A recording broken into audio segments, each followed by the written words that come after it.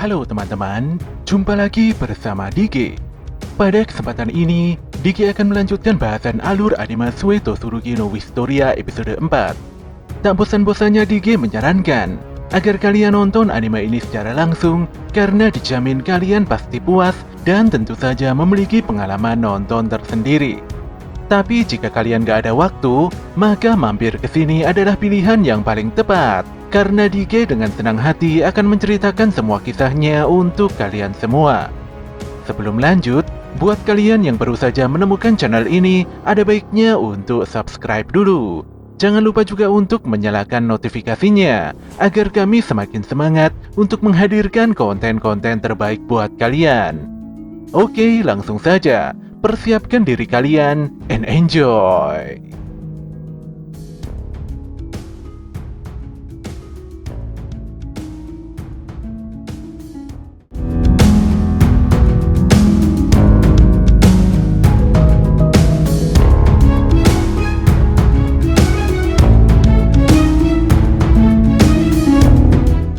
Dari 12.000 kredit yang ada di akademi, minimal para siswa wajib mengumpulkan 7.200 kredit untuk memasuki institut tinggi dan mengejar posisi Magia Vendor. Para siswa nampak mengikuti ujian melawan beberapa golem untuk sekedar menunjukkan kemampuan mereka masing-masing. Sion dan Colette pun dinyatakan lulus dalam ujian ini. Sayangnya Will masih belum bisa bersaing karena keterbatasan kemampuan. Hal inilah yang membuatnya kembali diremehkan oleh teman-temannya. Sesaat kemudian, seorang siswi yang bernama Lihana Ovenhouse nampak mengalahkan seekor golem dengan sihir petirnya. Demikian juga dengan Wigna Lindor yang bisa mengalahkan golem dengan sihir angin puyuh. Namun hal itu masih tidak seberapa, karena setelahnya muncul seorang lelaki yang mampu menghancurkan begitu banyak golem hanya dengan sekali ayunan tongkat. Dia adalah Julius Renborg dengan spesialisasi sihir es. Tidak mengherankan kalau Lihana, Wignall, dan Julius langsung dinyatakan lulus dalam ujian ini. Dengan penuh percaya diri, Julius menyatakan perang terhadap Lihana dan Wignall. Julius begitu yakin bisa mengalahkan Lihana dan Wignall dengan sihir rahasianya yang baru. Tentu saja Lihana dan Wignall menyambut tantangan tersebut dengan penuh keseriusan. Seketika saja ketika siswi tersebut menjadi bahan obrolan hangat di akademi, apalagi ketiganya memiliki nilai kredit yang cukup tinggi yaitu di atas 10.000. Will pun begitu depresi menyaksikan fakta ini. Dia pun terduduk lesu dan pasrah, apalagi jumlah kreditnya begitu jauh dari yang ditargetkan. Kondisi pun semakin runyam karena tahun ini merupakan tahun terakhirnya. Sedetik kemudian Julius lewat di depan Will. Dengan angkuhnya, pemuda itu meminta Will menyingkir sembari menghina ketidakmampuan Will dalam menggunakan teknik sihir. Ketika tengah makan siang, Colette nampak menceramahi Will. Dia juga meminta agar Will tampil memukau pada festival sihir agung yang sebentar lagi akan digelar. Walau Will cukup kaget, namun Colette memiliki alasan penting karena Will sangat tertinggal dalam ujian praktek sihir. Bagaimanapun juga, Will harus memiliki cukup kredit untuk naik ke institut tinggi. Will pun memahami dan tidak menyalahkan pernyataan Colette. Apalagi semua siswa sedang berusaha untuk membalik nasibnya melalui Festival Sihir Agung.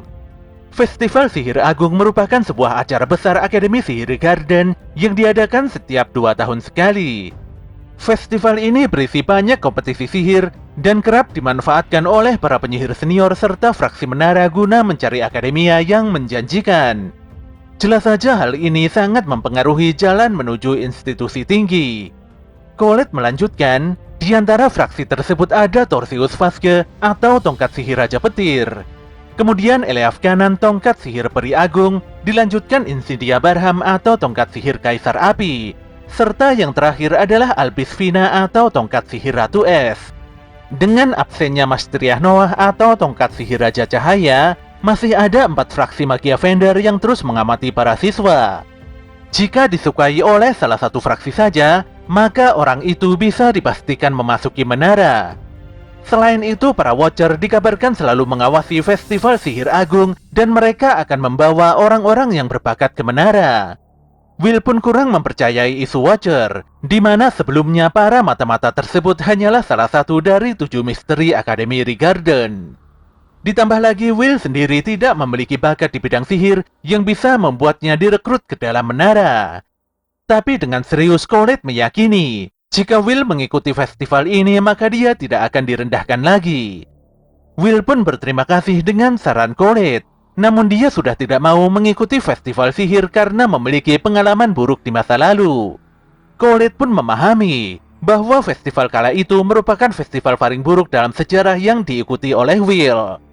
Pun demikian Colette tetap tidak menyerah pada Will. Meski tidak bisa naik ke institut tinggi, tapi Colette begitu yakin bahwa masih banyak jalan lain untuk menuju kesuksesan. Di dalam ruangan loker, tanpa diduga Colette menemukan sebuah pintu loker yang dipasangi penghalang dengan begitu rapi. Penghalang keberadaan dan suara itu pun berhasil dihancurkan berkat bantuan Kiki. Ternyata pintu loker tersebut merupakan tangga bawah tanah rahasia yang mengarah pada tempat perjudian. Beberapa siswa nampak berkumpul hanya sekedar bertaruh siapakah yang akan memenangkan festival sihir agung. Tentu saja nama Lihana, Wignall, dan Julius menjadi 3 urutan tertinggi yang hendak dipilih. Tanpa disangka Will dan Colette malah bertemu dengan Sion. Will dan Sion pun sama-sama kaget. Sebenarnya Sion ingin memarahi Will karena berada di tempat ini. Namun Colette dengan tegas membela Will karena mereka hanya kebetulan saja lewat di tempat ini. Tentu saja Sion langsung terdiam. Namun karena ocehan kedua temannya yang sangat menyebalkan, Sion pun tersulut emosi dan marah-marah. Suara kerasnya pun menyebabkan semua orang terdiam sesaat. Walau Colette mengira kalau Sion sangat terganggu oleh keunggulan Lihana dan yang lainnya, namun dia tetap tenang serta yakin bisa mengalahkan mereka semua. Sion pun beralasan kalau dia tertinggal karena ujian tulisnya kurang memuaskan. Oleh karena itulah dia selalu berlatih agar tidak kalah dari Lihana, Wignall, ataupun Julius. Pemuda itu pun berlalu begitu saja walau dengan perasaan yang begitu dongkol. Pada malam harinya, tepatnya di bilangan Slum Hut Street yang terletak di ujung Urbus Ricardan, terlihat banyak sekali dwarf yang tengah makan dan minum. Will sendiri bekerja di kedai Gina yang menyajikan menu khusus ayam dan kacang. Dia lantas menemui Pak Donan dan memberikan pesanan makanan untuk lelaki tersebut. Donan begitu salut pada Will, karena Will selalu giat bekerja mengantar koran di pagi hari serta belajar di akademi. Bahkan pemuda itu harus bekerja di kedai Gina pada malam harinya. Will pun tersenyum kecil sembari menjelaskan kalau itu semua adalah kondisi karena dia tidak bisa memenuhi syarat beasiswa. Bagaimanapun juga dia harus giat bekerja untuk bisa melanjutkan pendidikannya. Pak Donan lantas membahas festival sihir agung, di mana dia berpendapat kalau Will seharusnya mengikuti kegiatan sepenting itu. Namun Will benar-benar tidak mau ikut, dan sebelum dia menjelaskan alasannya, Gina nampak marah-marah karena Will tidak bekerja dengan maksimal. Untungnya Rosti ikut datang membantu untuk mengurangi beban Will. Dia merasa senang karena bekerja tanpa sihir merupakan pengalaman yang luar biasa. Gina pun meminta Will untuk mencarikan karyawan baru, karena sebelumnya satu pegawainya telah mengundurkan diri. Tapi para dwarf justru meminta Gina tenang, karena Will adalah pemuda tangguh yang sanggup mengerjakan tugas 2 orang. Para dwarf sendiri begitu senang dan menganggap Will sebagai bagian dari keluarganya. Will sendiri mengakui kalau dia menyukai para dwarf termasuk Pak Donan. Para dwarf begitu lapang dada dan terampil. Tapi yang lebih penting dari itu semua, para dwarf mau menyambut Will apa adanya. Hal inilah yang membuat Will sangat menghormati para dwarf. Ketika tanpa sengaja Will menjatuhkan sebuah sendok, tanpa diduga Julius datang sambil menghina kedai milik Gina ini. Dengan muka kesal, Julius berkata kalau kedai ini begitu jorok. Tentu saja Gina dan Pak Donan langsung pasang muka serius. Setelah Will memungut sendok dari lantai, Julius pun mengetahui kalau Will bekerja di tempat ini. Dia pun tertawa dan setelahnya kembali menghina Will dan kedai ini. Menurutnya ini adalah kesempurnaan, karena si nol besar Will telah bersanding dengan dwarf yang sangat hina. Pak Donan pun berdiri karena tidak terima dengan hinaan ini.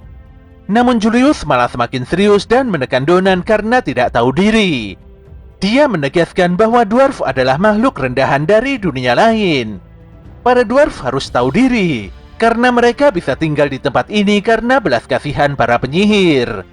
Faktanya, Dunia dwarf telah lama hancur karena serangan penjajah angkasa. Itulah alasan utama yang menyebabkan dwarf pergi menuju dunia ini. Berbeda dengan elf, dwarf selalu saja dipandang rendah. Jika sampai ketahuan macam-macam dengan penyihir, maka semua dwarf akan menanggung kerugian yang sangat besar. Sihir adalah segalanya di dunia ini, dan diskriminasi terhadap para dwarf adalah hal yang biasa. Walau sangat kesal, tapi Pak Donan berusaha mengontrol diri dan tidak marah. Julius lantas meninggikan suaranya dan meminta pada kedai ini untuk segera menyajikan makanan dan minuman. Tapi setelah Rosti menyajikan menu makanan khas kedai ini, Julius dan kedua rekannya malah menghina dan mencela makanan tersebut. Disinilah Will melepaskan apronnya dan mendatangi meja Julius. Dengan sangat tegas, Will meminta agar Julius menarik kembali seluruh penghinaannya pada bangsa dwarf. Kacang para dwarf merupakan buah pengetahuan dan dedikasi yang ditumbuhkan di tanah yang tandus. Keringat para dwarf adalah bukti nyata bahwa mereka telah bekerja keras di lingkungan yang sulit. Will lantas berkata bahwa itu bukanlah bahan olok-olokan semata. Jelas saja Gina dan Donan sangat tertegun mendengar pernyataan Will. Julius pun menilai kalau pernyataan Will ini merupakan kepedulian pada sesama kaum tanpa sihir. Dia lantas menendang hidangan di mejanya hingga mengenai baju Will. Ketika kedua teman Julius kembali menghina dengan kata-kata tidak terpujinya, disitulah Will langsung mencengkram dan membanting keduanya ke lantai hingga tidak sadarkan diri. Tanpa diduga minuman kedua pemuda itu terpental hingga mengotori baju Julius. Dan tentu saja hal ini benar-benar membuat Julius sangat amat marah. Sudah sangat lama sekali dia tidak mengalami penghinaan seperti ini. Seketika itu juga suasana di dalam kedai berubah menjadi area es yang begitu dingin. Tanpa basa-basi, Julius langsung menyerang Will dengan serbuan sihir esnya. Walau bisa menghindari 1-2 serangan, namun kondisi di dalam kedai benar-benar sangat kacau balau. Pada akhirnya Will terkena serangan es hingga menguncinya di sudut dinding. Pak Donan pun mengingatkan bahwa tindakan Julius sudah di luar batas. Sementara Rosti hanya terdiam menyaksikan kekacauan ini. Walau sudah tidak bisa bergerak, namun Will memandangi Julius dengan tatapan yang sangat tajam. Tidak adanya ketakutan dan keraguan di mata itu, jelas sekali membuat Julius sangat terkejut. Hal inilah yang membuat Julius mengurungkan niatnya untuk membantai Will. Dia tidak akan pernah puas jika hanya membekukan Will. Dengan sangat serius, Julius meminta Will untuk mengikuti turnamen sihir agung dan dia akan mempermalukan Will di depan banyak orang. Dengan raut muka yang tidak kalah serius, Will langsung menghancurkan es yang membelenggunya. Dia lantas menggenggam tongkat sihir Julius dan mengiyakan tantangan ini. Di sini Rosti malah tersenyum. Dia sudah mengetahui kalau Will benar-benar sangat marah. Julius pun berkata, jika dia yang menang maka Will harus pergi dari akademi. Sementara Will menegaskan kalau dia yang menang, maka Julius harus meminta maaf pada Pak Donan beserta para dwarf yang dihinanya.